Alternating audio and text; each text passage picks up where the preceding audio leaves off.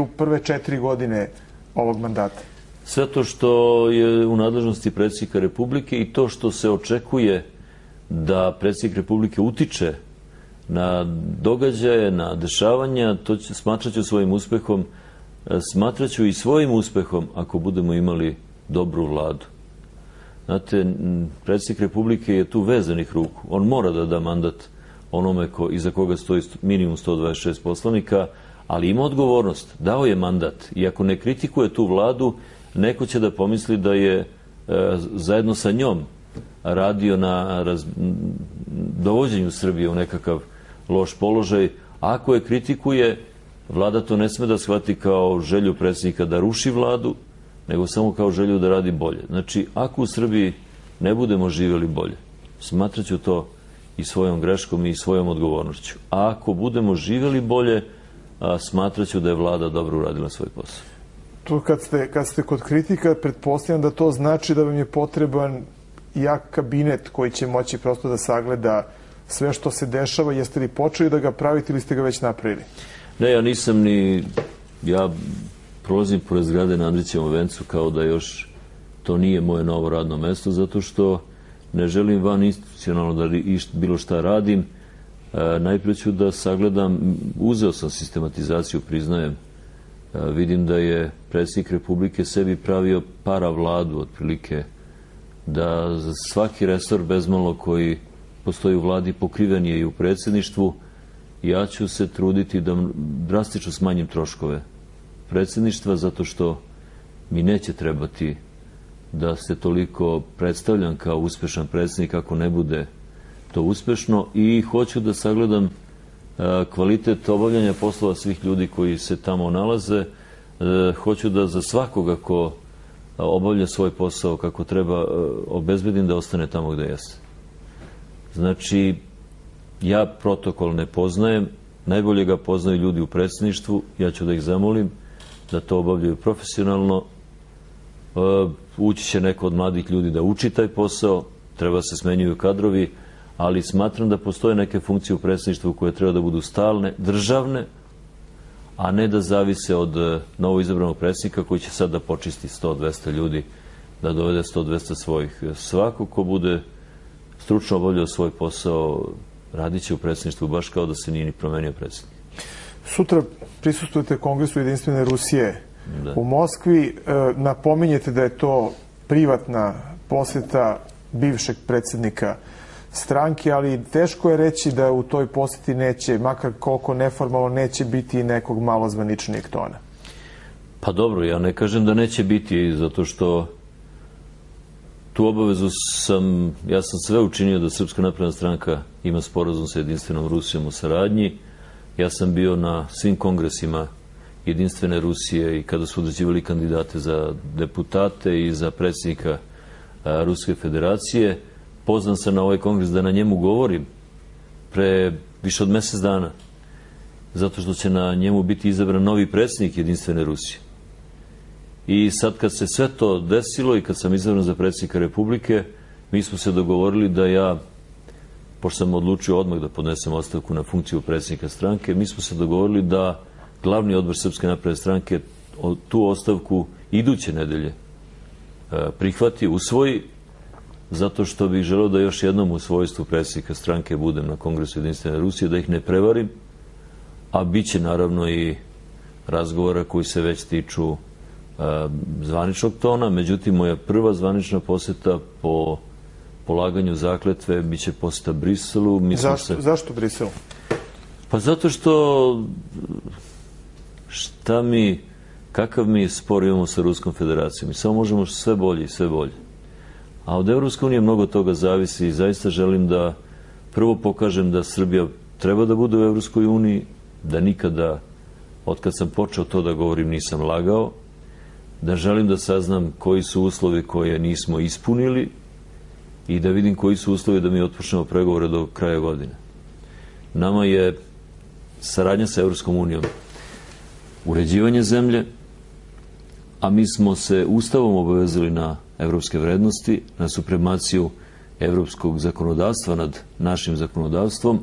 Nama je Evropska unija mogućnost da otvaramo fabrike koje će izvoziti na tržište Ruske federacije. Mi taj sporazum treba da koristimo sve dok ne budemo član Evropske unije. Ali imali ste razgovore sa visokim funkcionerima Evropske unije i do sada? Jel mislite da će oni drugačije informacije ili drugačiji uopšte ton razgovora imati sada kada ste predsjednik države? Da.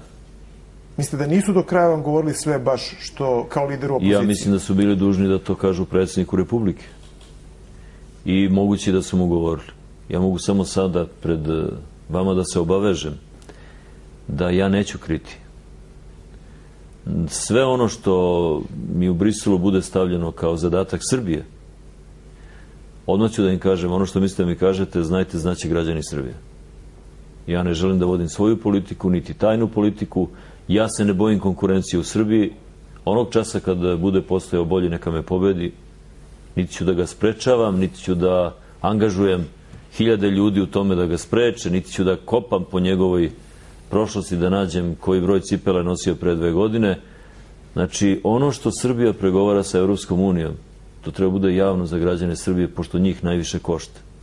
A posebno odnosi u vezi Kosova i Metohije. Ja želim da budem prvi čovek na nekoj funkciji u Srbiji koji će otvoreno da kaže građanima Srbije šta to u stvari Evropska unija traži od nas, pošto meni kao predstavniku opozicije nikada konačno nisu rekli šta oni u stvari postavljaju kao konačne uslove da bismo bili član Evropske unije. Očekujete li da tu postoji jedinstven stav Evropske unije, budući da oni nisu svi jedinstveni oko priznavanja nezavisnosti? Ja znam da oni nisu svi jedinstveni oko priznavanja nezavisnosti, ali oni koji ne priznaju nezavisnost Kosova i Metohije sigurno neće zaustavljati naš put u Evropsku uniju. Oni koji su priznali zaustavljaće, imaju pravo veta na kraju krajeva. Dakle, ja moram da znam šta traže oni koji su priznali nezavisnost Kosova i Metohije. Lako je nama sa većim prijateljima, teško nam je sa manjim prijateljima. Nakon toga imate regionalni sastanak 15. juna u Beogradu. Kakve su vam tu očekivanja? Samo praktično 2 nedelje će biti da se pripremite. Da, znate, ja moram da vidim, pošto sam ja već dobio nekakav spisak šefova država koji bi trebalo da dođu i šefova vlada koji bi trebalo da dođu, moram da vidim da li protokol radi na tome. Zbog toga molim gospođu Slavicu Đukić-Dejanović i mislim da ćemo i gospodin Tadić i ja da se sretnemo u predsjedništvu, pošto njega cenim kao bivšeg predsjednika Republike i odmah hoću da vidim sa protokolom da li postoje neki otkazi, da li je to je veoma veliki samit od Azerbejdžana do Bosne i Hercegovine sa velikim izgledima da to postane prostor na kome se sarađuje, a ne na kome se sukobljava, prostor koji može da sklapa svoje sporazume, ne samo političke, već i trgovinske, što mene strašno interesuje. A to je jedna prilika da svi ti ljudi koji sada nisu imali izbore, koji vrše funkciju u svojim državama, upoznaju kako izgleda, ja bih voleo, i nova vlada Srbije, predsjednik vlade, ali i predsjednik države koji je već izabran. Na tom prostoru, kako se čini, kriminalci već odlično sarađuju, za razliku možda od političara.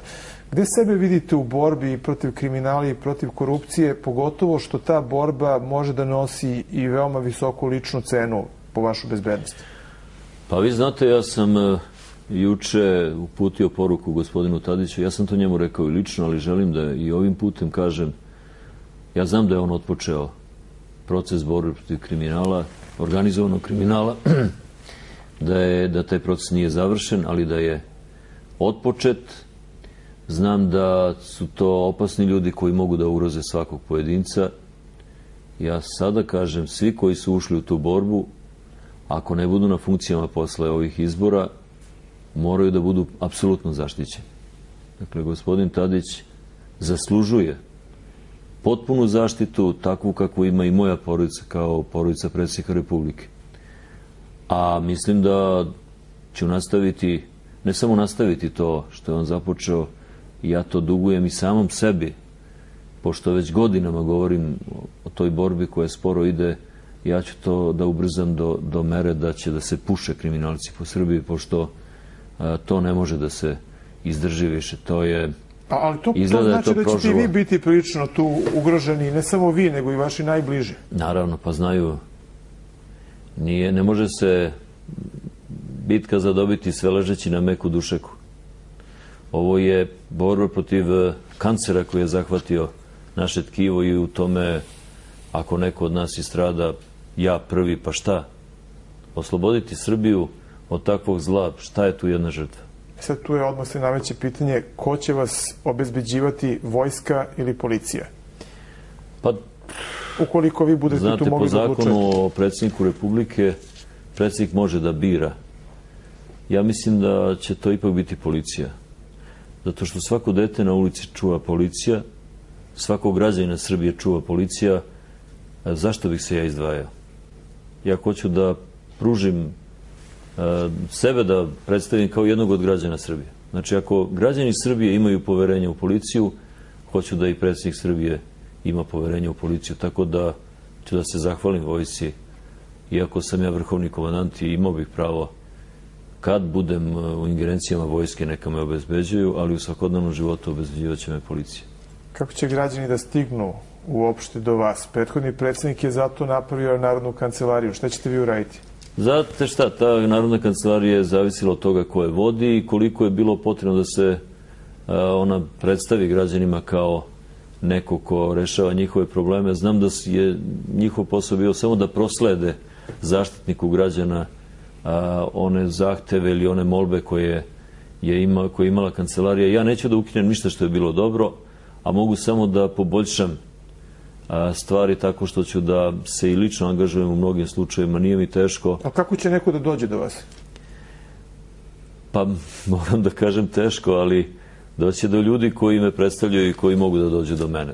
Znači, ne bi valjalo da svako ko želi da dođe, to bi, ja mislim, bile 100.000 ljudi.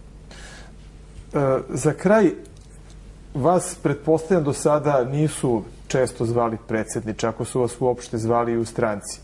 Je vam neobično to što će vas od sada svi zvati predsjedniče? Pa jeste, ali moram da vam kažem da posle izbora 2008. godine mnogi ljudi su me zvali predsjedniče. Jer su nekako mislili da sam tada zaslužio bio pobedu i onda ja kažem, pa nisam predsjednik. Si vidio kad sam čestitao Borisu Tadiću, oni kažu ne, za mene si ti predsjednik, ali mi je, evo juče sam išao da snimim jednu emisiju u Republiku Srpsku, ona će biti emitovana posle vaše i želeo sam da se prvo predstavim na javnom servisu koji bih voleo da bude apsolutno neutralan u buduće i koji je bio bolji od svih privatnih televizija u ovoj kampanji. Dakle, prvi put sam doživeo da me tamo sačekuje policija, obezbeđuju, zatvaraju puteve i bilo mi je nelagodno, moram da priznam. Ja sam navikao sam vozim svoj automobil. Tako da će možda ljudi iz policije koji me obezbeđuju imati muka sa mnom, ja ću i dalje da kad krenem u selo da vozim svoj auto. Ili ćete možda moći samo da obrnete jedan krug novim Fiatom u fabričkom krugu kad se bude predstavljao? Budući da postoji zabrana da predsjednik vozi automobil.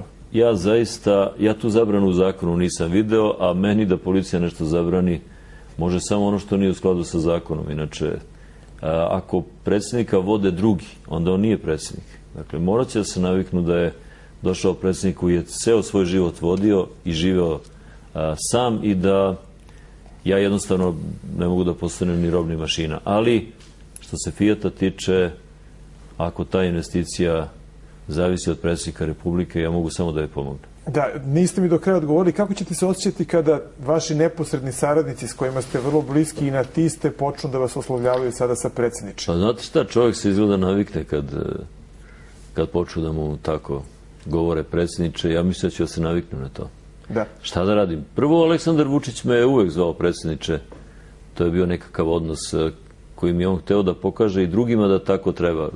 I kad neko kaže Toma, on kaže, kaži predsjedniče, ko zna ko te sluša. Znam da ste prijatelji, ali kaži predsjedniče. Ali za predsjednika Republike, ja mislim da je uobičajeno da se kaže predsjedniče i meni to neće smeti. Da, gospodine predsjedniče, hvala na razgovoru za RTS. Poštovani gledalci, bio ovo izabrani predsjednik Srbije Tomislav Nikolić. Gledali ste Reč na reč. Želim vam prijatno večer.